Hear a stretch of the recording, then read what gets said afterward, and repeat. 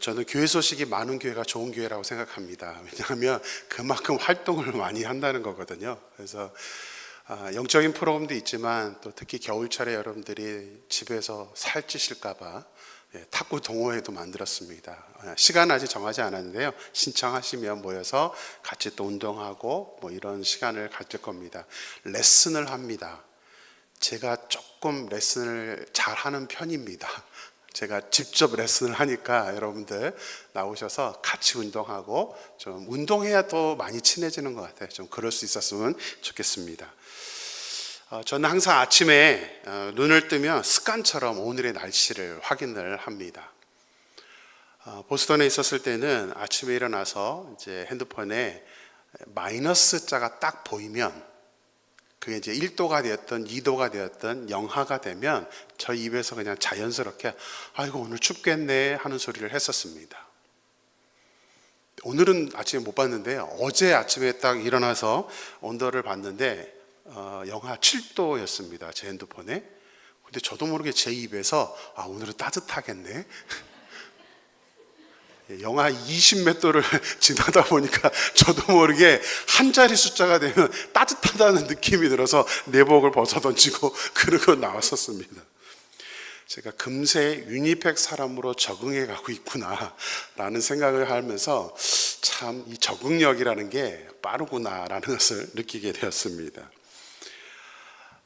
날씨만 적응하는 게 아니라 저도 여러분을 빨리 적응하고 여러분도 이제 제 목회 스타일과 저를 빨리 적응해서 오늘 설교 제목처럼 우리 함께 좋은 교회, 정말 하나님이 기뻐하시는 그런 교회를 같이 만들게 되기를 주님의 이름으로 축원합니다. 우리 같이 한번 인사할까요? 우리 함께 좋은 교회를 만듭시다. 한번 인사하겠습니다.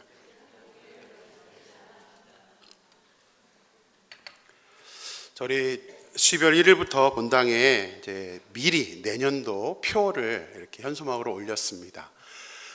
이제 1년 내내 외칠 것 같은데요. 자, 미리 한번 외쳐보겠습니다. 우리 내년 표가 뭐죠? 시작. 교회여 일어나라. 2025년은 우리 임마누엘 교회가 영적으로 다시 일어서는 한 해가 되었으면 하는 소망으로 교회여 일어나라는 표를 정하게 되었습니다. 교회가 어려움에 처하게 되거나 또 어떤 좀 이렇게 오래 흐르면서 매너리즘에 빠지게 되면 대부분의 목사님들이 이렇게 선포하는 말씀 중에 하나가 초대교회로 돌아가자. 첫사랑을 회복하자. 이게 이제 대부분 거의 그냥 의무처럼 빼어드는 카드입니다. 그러지 않으면 계속 매너리즘에 빠져버리기 때문에 이 구호가 너무나 중요합니다. 왜 그러냐면 초대교회는요, 지금도 현대의 교회도 따라하고 싶고 본받을 만한 그런 영적인 지침이 되는 교회이기 때문입니다. 제가 지난주에는 데살로니가 교회를 우리가 좀 본받았으면 좋겠다 해서 데살로니가 교회를 여러분들에게 소개를 해드렸습니다. 데살로니가 교회는 개척한 지 2년밖에 안 되는 아주 애기와 같은 그런 교회였는데 그들은 목회자도 없이 자기들끼리 생활하면서도 성령의 기쁨으로 말씀을 받았고 그것만이 아니죠. 어떻게 했죠? 믿음이 좋은 사람들을 질투하거나 또 시샘하는 것이 아니라 그들의 모습을 imitate, 그죠? 모방하기 시작했습니다. 믿음이 좋은 사람들 행동을 따라하다 보니까 2년도 흐르지 않았는데 오히려 마게도냐와 아가야 지방에 있는 다른 지방에 있는 교회와 성도들에게 좋은 신앙의 모델이 되었다. 그것이 지난주에 소개드렸던 데살로니가 교회의 모습입니다. 특히 좀 우리가 본받았으면 하는 데살로니가 교회에 나타났던 세 가지 모습이 있죠. 뭐였습니까? 첫 번째, 믿음의 역사. 두 번째, 사랑의 수고. 세 번째, 소망의 인내입니다. 저는 우리 임마누엘 교회가 이제 2025년부터 믿음대로 행동해서 정말 역사가 일어나는 그 간증을 우리가 경험할 수 있는 교회만이 아니라 우리 개인들도 그런 어떤 가정이 되고 또 사랑의 수고, 힘들었지만 그래도 우리의 마음속에 있는 그 사랑의 마음으로 수고해 줌으로 말미암아 우리가 좀 전에 서로 인사했던 것처럼 정말 우리 함께 좋은 교회를 이루어 나갈 수 있게 되기를 주님의 이름으로 축원합니다. 그게 소망입니다. 자, 데살로니가 교회도 굉장히 이렇게 본받을 만한 교회이지만 우리 보통 초대교회로 돌아가자라고 했을 때의 초대교회는 데살로니가 교회는 아닙니다. 오늘 읽은 본문 사도행전에 나타나 있는 예루살렘 교회가 우리가 흔하게 말하고 있는 초대교회를 의미합니다. 초대교회, 예루살렘 교회는 성령의 폭발적인 역사가 일어나서 엄청난 부흥이 일어났던 그런 교회였습니다. 제가 부흥이라 그래서 어떤 숫자적인 부흥만을 얘기하는 것은 아닙니다. 예루살렘 교회는 개인의 삶의 모습이 변화가 되었어요. 영적으로 성숙해졌고 그 모습이 당시 예루살렘에 살고 있던 유대인들과 여러 이방인들에게 보여졌기 때문에 그 사람들이 교회로 오기 시작했던 것입니다. 개인이 변화되지 않으면요, 아무리 큰 교회라도 왔다가 실망하고 가기 마련입니다. 우리 개인의 삶이 너무나 중요합니다. 저도 그것을 소망하여서 2025년도에 교회여 일어나라, 이 교회라는 것은 우리 단순한 유형적인 교회만이 아니라 우리 개인들이 다 영적으로 일어서서 다른 사람들에게 우리의 삶의 변화의 모습을 보여줌으로 말미암아 정말 부흥하는 교회가 되기를 소망해서 특별하게 이번 한 주간은 특별 새벽 기도회를 4일간 준비하게 되었습니다. 특세라고 일반적으로 얘기하죠. 이번에는 초등부와 청소년부, 청년부도 함께 합니다. 매주 이제 찬양 인도 팀이 바뀌어지고요. 또 특송하는 그런 팀들도 있습니다. 이렇게 전체가 다 함께 모여서 함께 예배를 드립니다. 1년에 우리가 특세를 하자고 하는 날이 그렇게 많지 않습니다. 고난주간 한 번, 또 이렇게 가을이나 겨울에 한 번 정도 우리가 특세를 하게 되는데 겨우 4일입니다. 4일이면 얼마든지 우리가 시간을 낼 수 있습니다. 평상시에 새벽 예배를 드리지 못하시던 분들이라도 이번만큼은 결단할 수 있었으면 좋겠습니다. 왜냐하면 저는 그것이 우리 임마누엘 교회가 변화할 수 있는가 없는가의 초석이 된다고 생각합니다. 이번에 우리가 같이 하지 않는다면 과연 어떻게 될까? 이건 모르는 일입니다. 그래서 우리가 좀 여러분들이 결단하셔서 이번 특세 기간만큼은 새벽 예배 한번 나오셔서 한번 같이 기도할 수 있었으면 좋겠습니다. 근데 특세는 오늘부터예요. 화요일이 아니라 오늘부터 시작하기 위해서 제가 예루살렘 교회에 그 부흥의 역사가 일어났던, 오늘은 이제 도입 서론으로 그 배경에 대해서 여러분들에게 말씀을 전하도록 하겠습니다. 특별히 이번 특세는 예루살렘 교회에 나타났던 그 영적인 변화들을 살펴보면서 데살로니가 교회 성도들이 그랬던 것처럼 우리가 좀 이미테이트 할 수 있는, 모방할 수 있는, 그래서 우리도 한번 그렇게 해봅시다 라는 주제로 말씀을 전할 것입니다. 우리 함께 그렇게 나와서 기도하면서 실제로 우리 교회 내년에 여러분들이 지금 비어있는 이 자리가 채워지는 역사들을 우리 서로가 보면서 하나님이 하셨다, 또 우리의 기도로 말미암아 시작되었다라고 고백할 수 있는 저와 여러분이 되기를 주님의 이름으로 축원합니다. 자, 이스라엘은 말라기를 끝으로, 우리 구약 성경 말라기를 끝으로 신약 성경인 마태복음까지 400년의 공백기가 있습니다. 이 400년 동안은 하나님의 말씀이, 하나님의 예언이 나타나질 않습니다. 그리고 헬라와 로마에 의해서 나라를 빼앗기고 주권을 빼앗기고 그들의 식민지 국가가 되어서 고통 속에서 400년을 보내게 됩니다. 그러다 보니까 이스라엘 백성들, 유대인들은 굉장히 소망했어요. 구약에 예언되어 있던 메시아가 오셔서 이스라엘을 회복해 주실 것을 소망했습니다. 그런데 예언대로 메시아가 오셨어요, 안 오셨어요? 오셨어요. 누구시죠? 예수 그리스도. 하지만 이스라엘 백성들은 예수님을 인정하지 않았습니다. 인정하지 않은 정도가 아니라 오히려 십자가에 못 박아 죽였습니다. 다들 외쳤죠. 예수님을 못 박아라. 그래서 그때 예수님 공생의 기간 동안에 예수님을 따랐던 12 제자들과 다른 성도들이 모두 다 예수님이 죽음 이후에 뿔뿔이 흩어지게 됩니다. 하지만 예수님은 부활하셨죠. 40일 동안 이 땅에 계시면서 하나님 나라의 일에 대해서 가르쳐 주셨습니다. 그리고 이제 승천을 눈앞에 두고 있는 것이 사도행전 우리가 읽은 1장의 배경입니다. 예루살렘 교회의 시작의 모습입니다. 자, 승천을 앞두고 그 성도님들이 예수님께 질문을 합니다. 우리 같이 6절 말씀 읽겠습니다. 같이 읽습니다. 시작. 그들이 모였을 때에 예수께 여쭈어 이르되 주께서 이스라엘 나라를 회복하심이 이때니까 하니. 남아있던 사람들은 당연히 궁금할 수밖에 없었습니다.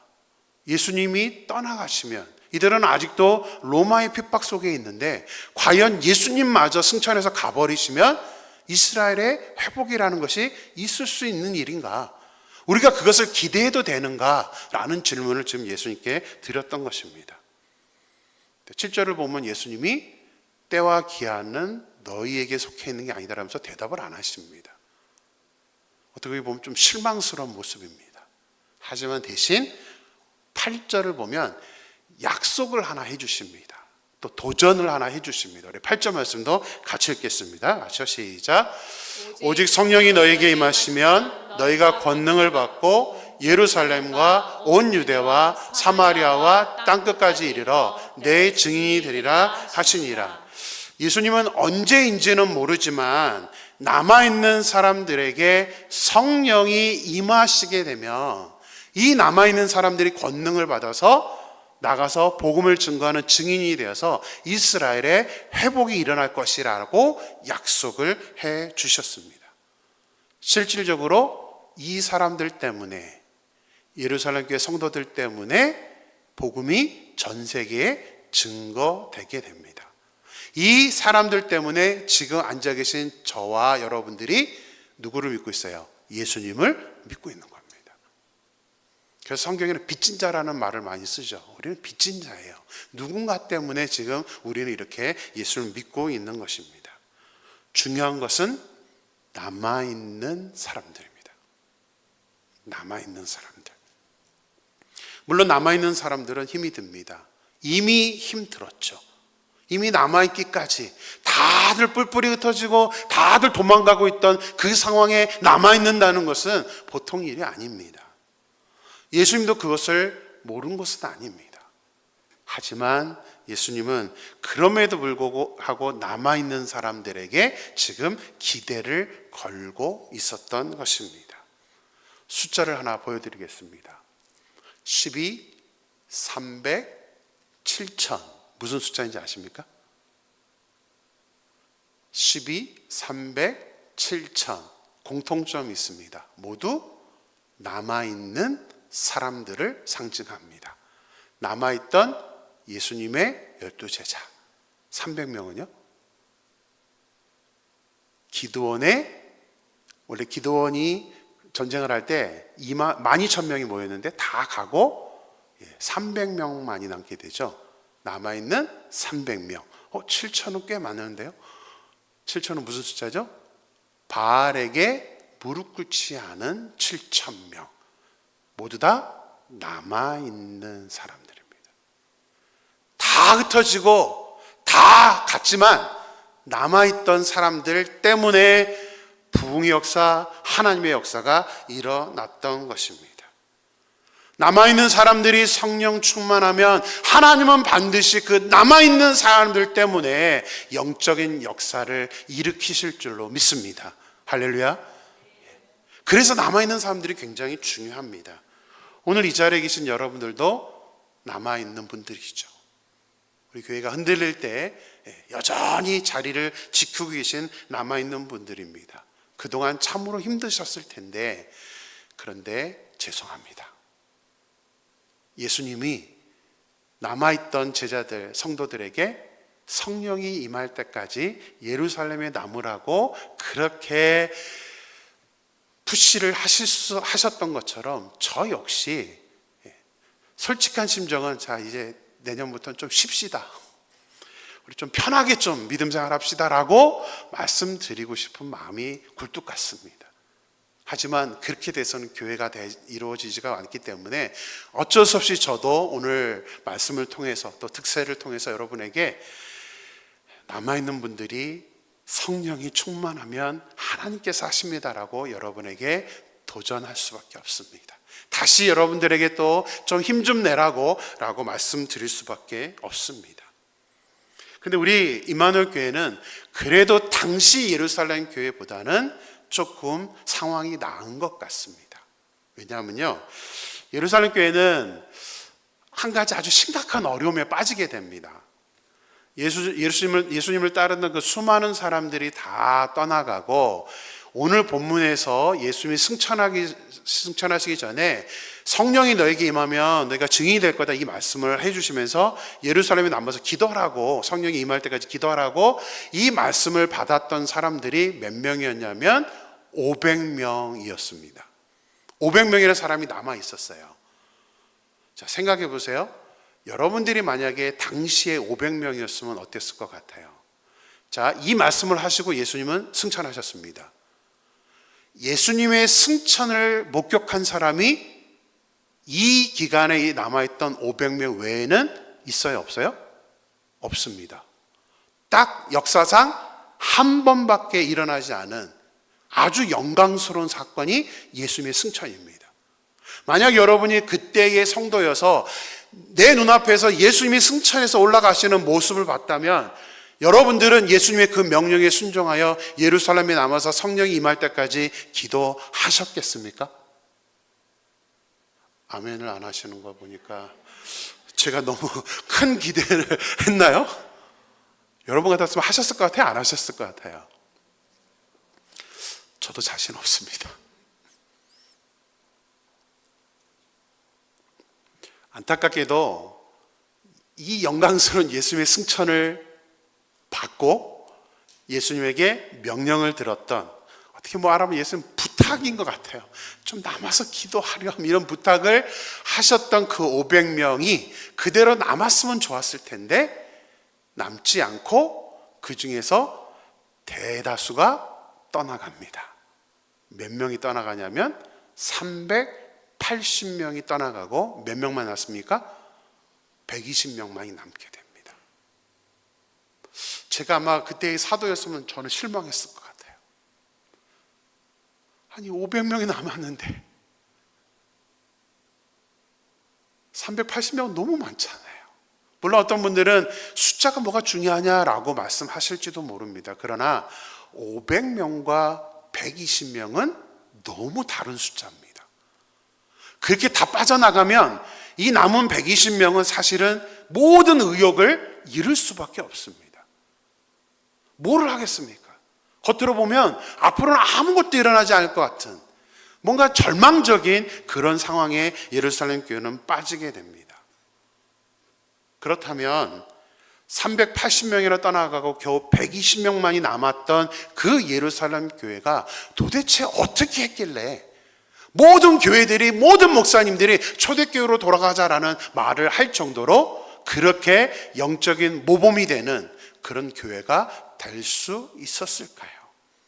그게 오늘 본문에서 우리에게 말씀해주고 있는 배경입니다. 예루살렘 교회의 부흥의 배경. 우리 14절과 2장 1절, 2절 말씀을 같이 한번 읽어보겠습니다. 같이 읽습니다. 시작.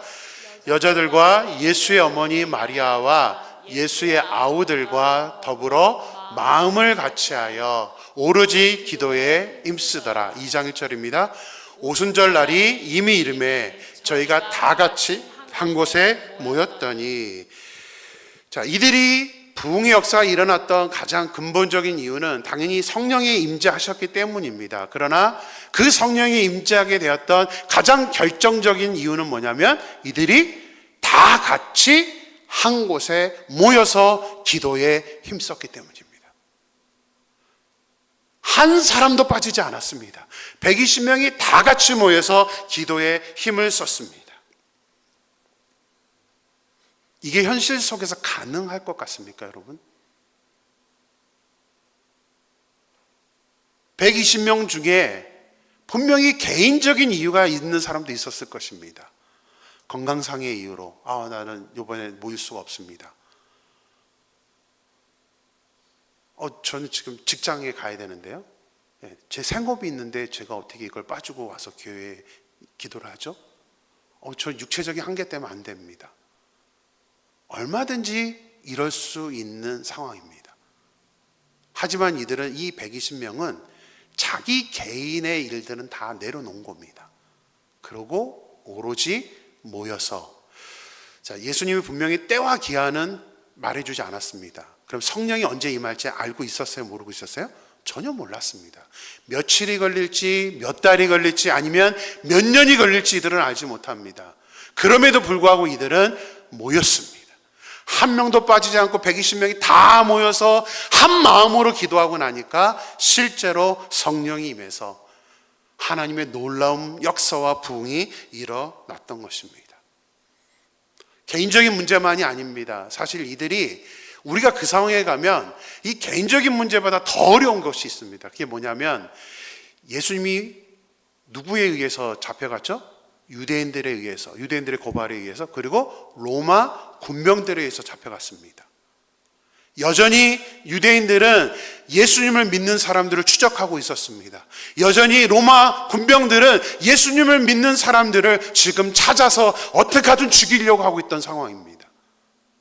그 상황에서 120명이 한 장소에 모인다는 것은 너무나 위험한 일입니다.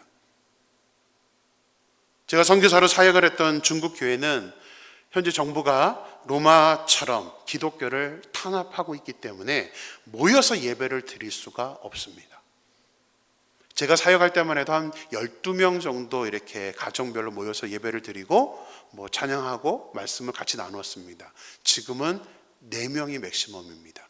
교회에서 그렇게 정했어요. 더 이상 많이 모이지 못하게. 우리 앞에 이렇게 건반으로 치고 있죠. 찬양팀, 우리 찬양대, 이거는 상상도 할 수 없습니다. 아니, 찬양 자체도 부를 수가 없습니다.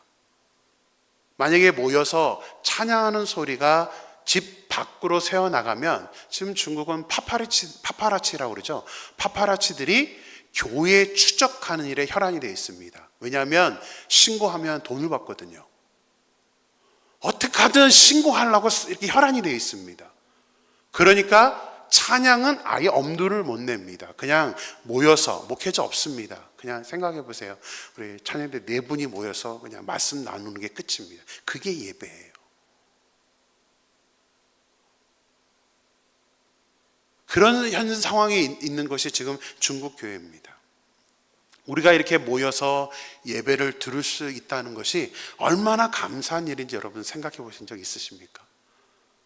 코로나 때 잠깐 경험했잖아요. 그죠? 억지로 예배 못 드렸잖아요. 특히 이렇게 우리가 마음대로 모일 수 있는 예배당이 있다는 것이 감사한 일이라는 것을 여러분 생각해 보신 적 있으십니까? 우리가 이런 예배당. 저희 아이들이 위임식 때 위임팩에 왔다가 이렇게 대화하면서 그런 얘기를 합니다. 아빠, 이만하게 부러운 게 되게 많아요. 그래요. 뭐가 부럽냐 하면서 여러 이야기를 했습니다. 근데 1순위로 꼽은 게 뭔지 아세요? 제일 부러운 게 예배당에 있는 거. 왜냐하면 저희 아이들이 다니는 보스턴 교회는 여기 우리 위임팩에도 다른 교회들 그렇잖아요. 그 미국 교회를 렌트해서 예배를 드리고 있습니다. 그러다 보니 제한되는 게 굉장히 많습니다. 부활절 금요일 날 예배 못 드릴 때도 있고요. 새벽 예배도 제한될 때가 있습니다. 그리고 여기 교회들도 예배를 언제 드려요? 교회당이 없으면 오후에 드립니다. 오후에. 제가 아이들하고 있으면 한 1년 반 넘게 있었는데요. 제일 힘든 게 오후 예배예요. 이렇게 아침에 나와서 예배 드려야 주의를 지키는 것 같은데 아침에 너무 시간이 많은 거예요. 그렇잖아요. 오후 2시 예배인데요. 그러면 오전 내에 할 거 다 합니다. 애들하고 운동도 하러 가고 또 마트에도 가고 주일에 아침에 볼 거 다 보고도 시간이 남아요. 오후에 가갖고 예배 드리면 굉장히 하나님한테 굉장히 죄송한 마음이 들더라고요. 이게 예배인가? 내가 주의를 지키고 있는가? 자꾸 저 혼자 자괴감에 빠질 때가 많았었습니다. 특히 청년들이 고생을 굉장히 많이 합니다. 음향기기를 사용할 수 없기 때문에 주일날 되면 청년들이 저 무거운 스피커 갖고 와가지고 앞에다 달고 악기들 다 세팅하고 마이크 세팅하고 그리고 이제 예배 드린 후에 끝나면 또 다 걷어서 또 이렇게 수레에 싣고 가서 사무실에 놓고 매주 이것을 합니다. 성가 찬양대 연습실도 따로 없습니다. 그냥 본당에서 같이 해야 됩니다. 그러니까 모든 것이 다 저희 아이들 눈에는 이렇게 여러분들이 앉아있는 게 너무 부러워하는 거예요. 와, 예배당 저렇게 음향기 세팅 안 하는 게 얼마나 좋아. 또 마음대로 아이들 뭐 유치부 가서 뛰어놀고 막 그러는 것이 저희 아들 눈에는 너무 부러움의 그 전부였습니다. 새빵살이의 서름이라고 하죠. 새빵살이의 서름. 제가 그 보스턴에 있을 때 어떤 집사님과 한번 그런 대화를 나눴던 적이 있습니다. 이분이 집에 대한 이야기를 좀 하다가 이 집사님이 저한테 그러는 거예요. 목사님 얼마나 행복한지 아세요? 딱 그러는 거예요. 그래서 집 얘기하다가 저보고 행복하셔서 뭐가 행복해요? 그랬더니 목사님은 아파트에 사시니까 겨울에는 히터 빵빵하게 틀어놓고 여름에는 에어컨 빵빵하게 틀어놓고 아주 편하게 사시잖아요. 저희는 유틸리티 걱정이 돼서 그렇게 못합니다 라고 말씀하시는 거예요. 제가 그냥 큰 소리로 집사님 저하고 집 바꿔요. 집사님이 저희 집에 살아요. 저는 집사님 집에 가서 살겠습니다. 저는 여름에 덥게 살아도 상관없습니다. 겨울에 춥게 살아도 상관없습니다. 제 집이었으면 좋겠습니다 라고 속으로만 말했습니다. 시험 들까 봐. 저는 이분이 왜 그런 말씀하시는지 잘 이해를 못했습니다. 저희 아이들도 집 사고 싶은 욕심이 굉장히 많이 있습니다. 왜냐하면 안정되게 살고 싶어서요. 보스턴 집값이 해마다 너무 많이 올라가서요. 지금 거의 저희가 살 때 5,000불이 넘어갔습니다. 캐나다 달러 말고요. 미국 달러로 5,000불이 넘어갔습니다. 근데 사고 싶어도 못 사요. 왜냐하면 기본 최하 가격이 밀리언부터 시작합니다. 근데 미국은 캐나다와 다르게 다운페이를 25%를 해야만 합니다. 그러면 손에 캐시로 25만 불, 거기다 뭐 클로징 비용 이런 것까지 하면 거의 30만 불은 손에 쥐어야만 집을 살 수 있습니다. 우리 위니펙 오니까 30만 불이면 제가 살 집은 한 살 것 같더라고요. 그것도 캐나다 달러로. 그러니까 아이들이 해마다 집값이 올라가니까 이사를 해야 되는데 너무 힘든 거예요. 저희도 막 이사에 이게 너무 이게 지이 나가지고 내년에 또 이사 가야 돼 그러면 막 이제 겁이 막 납니다. 우리 집사님은 이사 안 간다는 그 기쁨이 얼마나 기쁜 일인지를 모르시더라고요. 새빵살이의 서름이 얼마나 큰지를 모르시고, 그러니까 본인이 지금 누리고 있는 것이 얼마나 감사한지를 모른다는 생각이 들어서 저는 조금 안타까운 마음이 들었습니다. 사랑하는 임마누엘 교회 성도 여러분들도 감사함을 아셨으면 좋겠습니다. 지금 우리가 누리고 있는 것이 얼마나 감사한 일인지를 알았으면 좋겠습니다. 제가 교협 우리 이제 목사님들을 만났는데 대부분 여기서 교협 행사하면 우리 임마누엘 교회에서밖에 할 수가 없다 그러더라고요. 그래서 제가 감사합니다 그랬어요. 그게 얼마나 감사한 일인지. 눈치 안 보고 자유롭게 마음대로 예배를 드리고 특세도 마음대로 할 수 있다는 게 감사합니다. 제가 있던 많은 미국 교회들은 특세를 할 수 없는 교회가 많았습니다. 못하게 하기 때문에 그 자체는 못하는 교회가 많습니다. 제가 이 말씀 드린 이유는 한 가지죠. 뭐라고요? 특세에 나오시라고요. 꼭 이번 주에 4일입니다. 우리 특세에 나오셔서 우리 함께 기도함으로 우리 정말 2025년에 우리 임마누엘 교회 새로운 역사를 우리가 함께 써내려갈 수 있는, 함께 만들어갈 수 있게 되기를 정말 저는 간절히 소망합니다. 자, 예루살렘 교회는 모여서 기도하는 것 자체가 너무나 위험하고 힘든 상황이었습니다. 하지만 그들은 어려운 상황을 전혀 생각하지 않고 120명 중에 한 명도 빠지지 않고 똘똘 뭉쳐서 마가의 다락방에 모여서 그들은 하나님께 기도하기 시작했습니다. 그 결과 하나님의 놀라운 역사가 일어났던 것입니다. 제가 유튜브에 굉장히 좀 요즘 핫하게 떠돌고 있는 영상이 있어서 하나 준비했습니다. 우리 같이 한번 보겠습니다.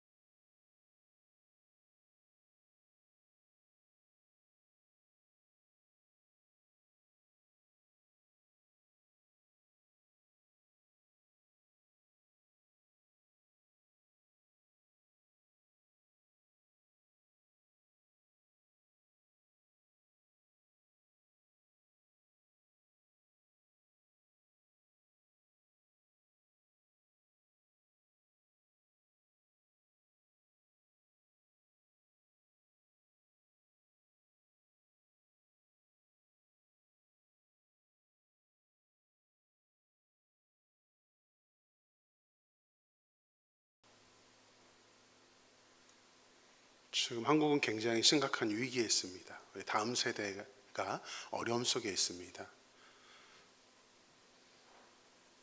한국에서는 중고등부 학생들이 새벽 예배 나온다는 것은 거의 불가능합니다. 저희 어머니가 장모님이 분당에 사시는데 바로 그 근처에 학원들이 모여 있습니다. 가끔씩 거기서 자다 보면 밤 12시가 되면 노란색 학원차들 수백 대가 거기에 줄 서서 기다립니다. 12시에 나오는 거예요. 12시에 나와서 집에 가서 숙제하고 그러면 2, 3시에 잡니다. 물리적인 시간이 절대적으로 부족해요. 잠이 너무 부족합니다. 아이들과 하면 거의 얼굴이 잠에 취해 있습니다. 근데 그 아이들이 동영상에 설명한 것처럼 특세한다고, 그것이 교회의 영적인 축제라고 하면서 저 아이들이 그 새벽을 깨워서 나와서 특송을 하고 저렇게 구호를 외치고 있는 모습들은 정말 쉽지 않은 그런 일입니다. 문제는 마음인 것 같습니다. 우리의 마음이 어디에 있느냐 합니다. 우리가 결단만 하면 가능합니다. 나는 평생 새벽 예배하고는 담 쌓고 살아서, 그러셔도 이번에는 한번 담을 허물어 보시기를 바랍니다. 이번 4일입니다. 이번 4일에 나오셔서 저는 정말 이것을 처음부터 좀 준비하면서 계속 하나님께 기도합니다. 그렇게 기도해왔습니다. 하나님, 이것이 우리 임마누엘 교회의 새로운 시작이 되게 도와주세요. 우리 성도님들이 모든 굴레를 뚫고 일어나서 주님 앞에 나와서 기도하면서 우리 교회를 새롭게 나아갈 수 있도록 우리가 함께 모여 기도할 수 있는 그런 특세가 되게 해달라고 하나님께 그렇게 기도해 왔습니다. 초대교회만이 아니라 우리 역사 속에서 어떤 영적인 부흥과 그런 놀라운 역사들이 일어날 때 거의 공식처럼 똑같이 나타나는 모습이 있습니다. 그것은 바로 모였다는 거고, 그것은 바로 기도했다는 것입니다. 모이지 않으면서 역사가 일어난 적은 한 번도 없습니다. 기도하지 않으면서 그 교회가 충만하게 일어났던 적은 없습니다. 그랬다면 그것은 역사가 아니고 복이 아닙니다. 그래서 우리가 이 시간에는 정말 우리가 한 마음으로 오늘 본문 말씀처럼 예루살렘 교회가 그랬던 것처럼 우리들도 나 한 명부터 하나님, 내가 주님 앞에 나올 수 있게 도와주세요. 저를 깨워주세요. 저부터 세워주세요 하면서 우리가 한 마음으로 뭉쳐서 기도함으로 우리 내년 한 해를 그렇게 새롭게 일으켜 세울 수 있는 저와 여러분이 될 수 있기를 주님의 이름으로 축원합니다. 이 시간 우리 다 같이 한번 일어나셔서 우리 하나님께 찬양 드리겠습니다. 주님, 내가 여기 있사오니 나를 보내소서. 이 찬양 드리면서 우리 고백할 수 있었으면 좋겠습니다. 하나님, 저를 써주세요. 하나님, 초대교회 120명처럼 저를 사용하여 주세요. 또 우리 특세를 위해서 기도합니다. 하나님, 모든 교인들이 잠을 깨어 주님 앞에 나오게 하여 달라고, 그리고 우리 임마누엘 교회가 예루살렘 교회처럼 부흥하는 교회가 되게 해달라고 우리 찬양 드리는 후에 같이 한번 한 마음으로 기도하겠습니다.